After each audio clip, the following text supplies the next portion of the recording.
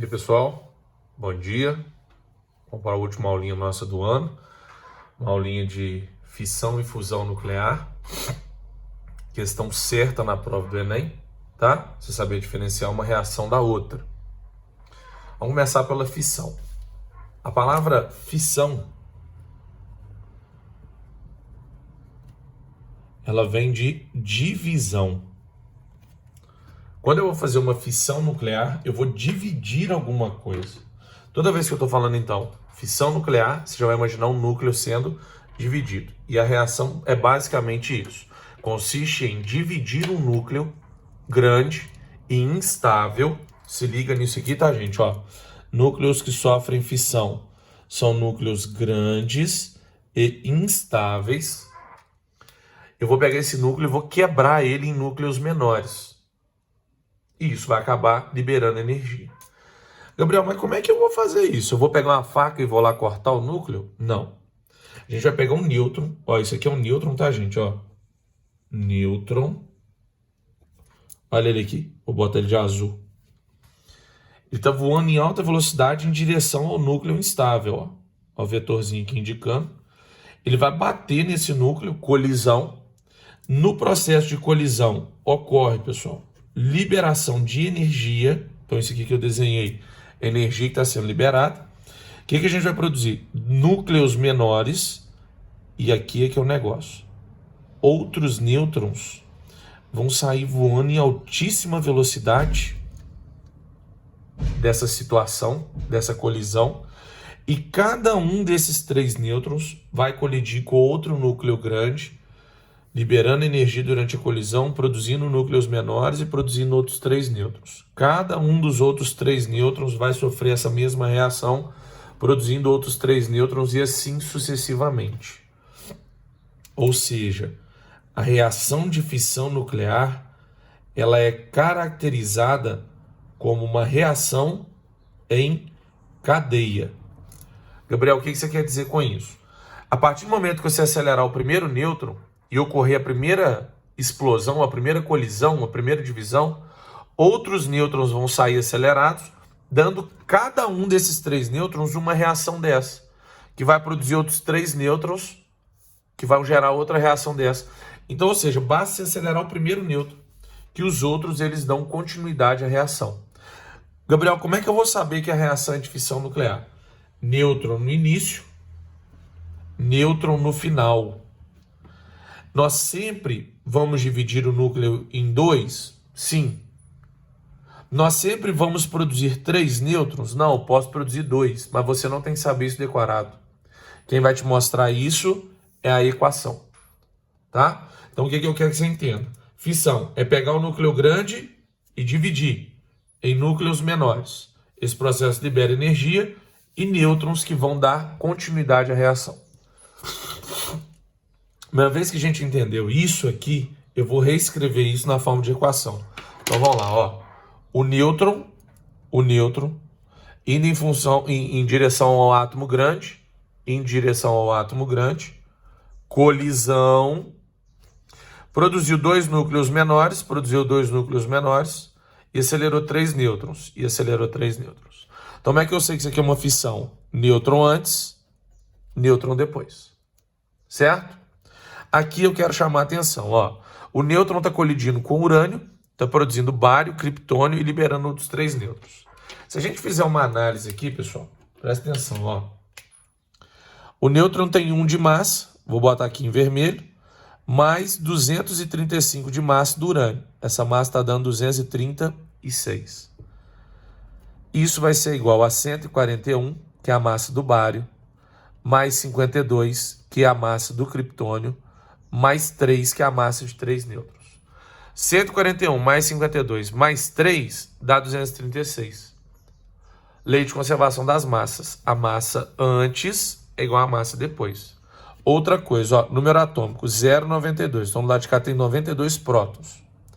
Se eu olhar 92 prótons, aqui tem 56, aqui tem 36 e aqui não tem próton, né? Aqui nêutron não tem próton. 56 mais 36 é igual a 92. Os prótons se conservam antes e depois. Então, por exemplo, se uma questão viesse e botasse um X aqui, era só fazer essa conta, ó. 92 mais x mais 30, 92 é igual a x mais 36. E eu ia descobrir que ele é igual a 56.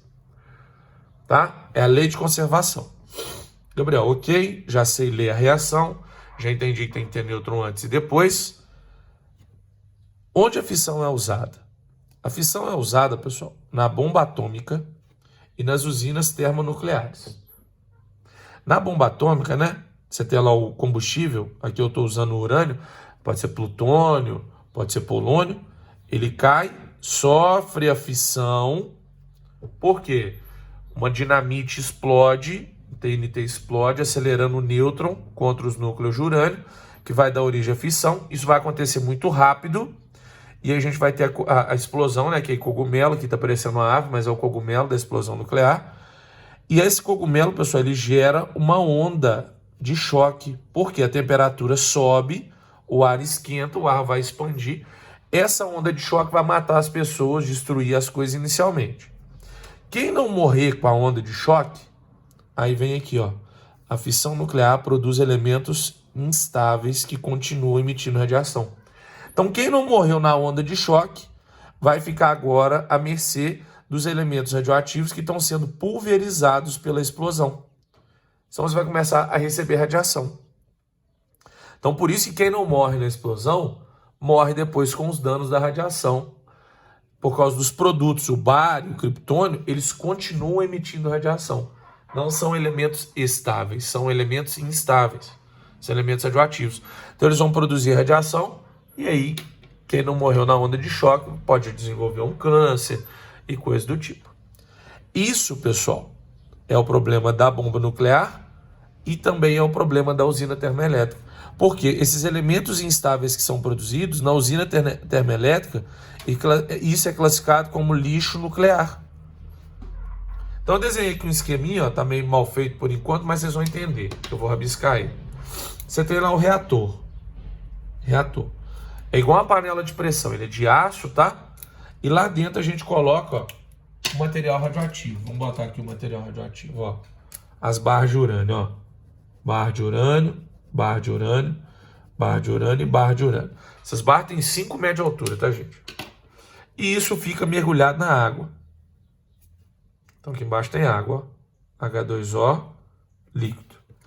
As barras de urânio estão sofrendo fissão, então estão liberando energia. Essa energia é liberada, a água absorve ela, e a água absorver ela vira vapor.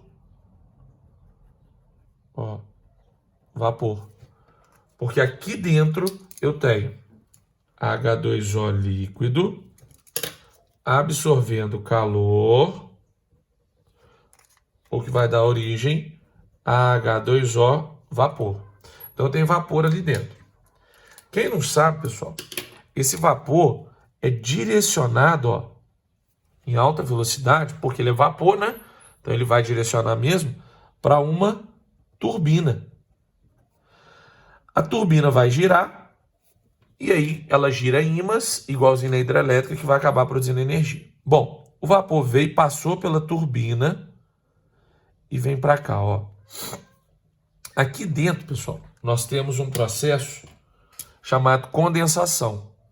Esse aparelho aqui é chamado de condensador. Como é que o condensador funciona? Ele recebe o vapor quente aqui dentro, ó. Ó, ele vai passando por dentro dessa serpentina, tá vendo? Ó. E esse vapor quente, ele vai resfriando em água líquida, fazendo aqui de azul agora. Então aqui no finalzinho do condensador, já sai água líquida, que é jogada de volta para dentro do reator, para o reator voltar a funcionar. Como que eles fazem isso, Gabriel? Isso aqui, gente, é o mar, é o rio, é o lago. Eles captam água fria do lago e jogam aqui, ó, em cima do condensador, ó, em cima da serpentina. O que a água fria vai fazer? Vai resfriar a serpentina, resfriar o vapor voltar a ser líquido. O problema é que, à medida que a água vai sendo resfriada dentro da serpentina, a água que eu puxei da água do mar, ela esquenta, ó. E ela é devolvida para o mar como água quente. Isso, gente, é uma poluição térmica. Por quê? A água quente, ela perde oxigênio, a solubilidade do oxigênio dela diminui. Então a água no mar aqui, ó, ela vai ter baixa quantidade de oxigênio. E aí os peixes, os seres vivos que vivem ali, eles vão acabar morrendo, porque não vão conseguir fazer respiração celular. Tá certo? Então a usina nuclear, ela produz lixo nuclear, por causa do processo de fissão, né? Os produtos são instáveis, e ela gera poluição térmica. No processo de refrigerar o vapor que circula por dentro do reator, ela acaba esquentando a água do mar, o que vai acabar diminuindo a quantidade de O2 livre, né? Agora, olha só, uma forma de tentar diminuir essa poluição térmica é usar torres de evaporação. Vocês já devem ter visto isso aí, ó, nos filmes. Ela fica em cima do condensador. Eles deixam parte dessa água quente ferver e virar vapor na atmosfera, para não jogar essa energia de volta para o rio. Sacou? É uma das formas de tentar minimizar esse efeito. Então vamos lá. Fissão é divisão, tem nêutron antes e nêutron depois. É uma reação em cadeia. Isso aqui é outro problema, porque se eu tiver algum problema dentro do reator, eu não consigo impedir a reação. Porque ela é em cadeia, ela se autoalimenta, por isso que o reator pode explodir, tá? Lembra que é usado na bomba atômica e nas usinas termonucleares. Ok. Contrário da fissão, pessoal, chama-se fusão nuclear. Olha o nome. Fusão. Fusão significa junção. Nesse tipo de reação, a gente vai pegar dois núcleos pequenos e eles vão colidir e formar um núcleo maior. Isso libera uma quantidade muito grande de energia. Então nós temos lá núcleos menores, eles colidem, liberam energia e acabam gerando um núcleo maior. Um exemplo, pessoal, de fusão nuclear é o deutério. Deutério colidindo com o trítio. Eles vão dar origem ao hélio, vão liberar um nêutron e vão produzir energia. Gabriel, aqui ó, tem nêutron. Não é fissão, não? Não, porque não tem nêutron antes, só tem nêutron depois, né? Essa reação aqui, pessoal, que eu acabei de desenhar para vocês, ela precisa acontecer em alta temperatura. Aqui, ó, temperatura elevada. Por quê? Isso aqui é um núcleo, tem carga positiva. Isso aqui é um núcleo, tem carga positiva, tá, gente? Ó, núcleo e núcleo. À medida que eles vão chegando perto um do outro, eu tenho forças de repulsão. Por quê, Gabriel? Porque positivo repele positivo. Então, para eu fazer com que esse núcleo chegue a juntar, a colidir, a encostar no outro, eu só consigo fazer isso se esse átomo aqui estiver em alta velocidade e esse átomo também estiver em alta velocidade. Alta velocidade para nós, pessoal, é temperatura elevada. Então, para que isso aqui aconteça, eu vou aumentar muito a temperatura, em torno lá de 10.000 graus Celsius.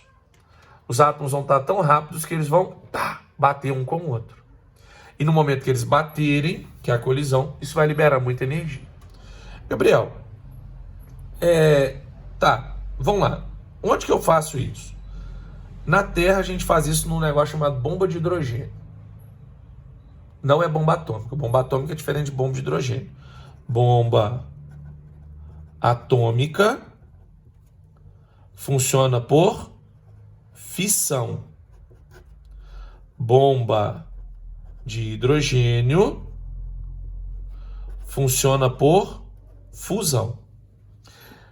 Para você fazer a bomba atômica acontecer, vocês lembram que eu falei que tem que explodir uma dinamite? Que vai acelerar um nêutron e vai bater no átomo de urânio, ou de plutônio, ou de polônio e vai quebrar ele? Pois então, para fazer a bomba de hidrogênio explodir, eu preciso de alta temperatura para fazer com que os átomos de hidrogênio se fundam e formem o hélio. Como que eu vou fazer para que eu atinja essa alta temperatura dentro da bomba de hidrogênio? Eu explodo uma bomba nuclear antes. O pavio da bomba de hidrogênio é uma bomba nuclear. Você explode uma bomba nuclear, a temperatura aumenta, os átomos de hidrogênio sofrem fusão e aí eles sofrem a segunda explosão, que é muito maior do que a primeira, porque libera muito mais energia. Em ordem, gente, de grandeza, para vocês entenderem, quando a gente explode a bomba atômica, você nem vê a dinamite explodindo, porque a explosão dela fica ínfima. Quando eu explodo uma bomba de hidrogênio, a bomba atômica some a explosão dela, porque a explosão da bomba de hidrogênio é muito gigantesca. Aí você me pergunta, Gabriel, por que a gente não faz fusão nuclear? Porque eu não tenho tecnologia suficiente para segurar a energia que é liberada nesse processo. Olha uma coisa, gente. O produto da fusão é um produto limpo, estável, seguro. Ele é o hélio. Ele não é radioativo. Por que a gente não faz fusão, então, para produzir energia? Porque eu não consigo conter essa quantidade de energia e dissipar ela para eu poder liberar ela para os seres humanos de pouco em pouco. Ela vai ser toda liberada de uma vez. Como ela vai ser liberada de uma vez, ela vai derreter a usina, explodir a usina, a cidade que estiver do lado e tudo mais. Por isso que a gente não faz fusão nuclear em usina ainda, porque a gente está em processo de desenvolver essa tecnologia. Onde ocorre fusão nuclear sem ser na bomba de hidrogênio? No Sol. Vocês já ouviram falar que o Sol queima hidrogênio? Não queima, ele funde, né? Essa reação que está acontecendo no Sol. Ó. Ele funde hidrogênio e produz hélio. Por que o Sol não pega o hélio e funde com outro hélio? Porque ele precisaria de uma temperatura muito maior. E a temperatura do nosso Sol é baixa para vencer as forças de repulsão para átomos de hélio, por exemplo. A temperatura do nosso Sol ela é quente o suficiente para vencer as forças de repulsão de hidrogênio. Se você for para hélio, o átomo fica maior, a força de repulsão fica maior, a gente não consegue fazer. Por isso, você já deve ter ouvido a expressão que os sóis são grandes fornalhas onde se fundem átomos. Os sóis, pessoal, existem diversos tamanhos, diversas temperaturas. O nosso Sol é considerado um Sol pequeno e frio. Por isso que ele só consegue fundir hidrogênio. Existem sóis por aí na galáxia que são muito maiores e muito mais quentes. Com isso, eles conseguem fundir elementos mais pesados. Até o ferro e por aí vai. Quando o Sol morre, ele sofre uma explosão que a temperatura aumenta muito. E aí ele funde elementos ainda mais pesados, como o ouro, o urânio. Só que perceba, são situações únicas. Por isso que quanto maior o elemento, mais raro a gente encontrar ele, porque é mais difícil ele ser formado na natureza, no universo. Entendeu? Então, Gabriel, o hidrogênio é a base de todos os elementos. A gente começa fundindo hidrogênio virando hélio, depois um outro Sol maior funde hélio e forma lítio e por aí vai. Até formar os 118 elementos que a gente conhece. Tá certo? Turma, é isso então. Espero que tenha dado para pegar direitinho. Fiquem com Deus. Bons estudos. Grande abraço.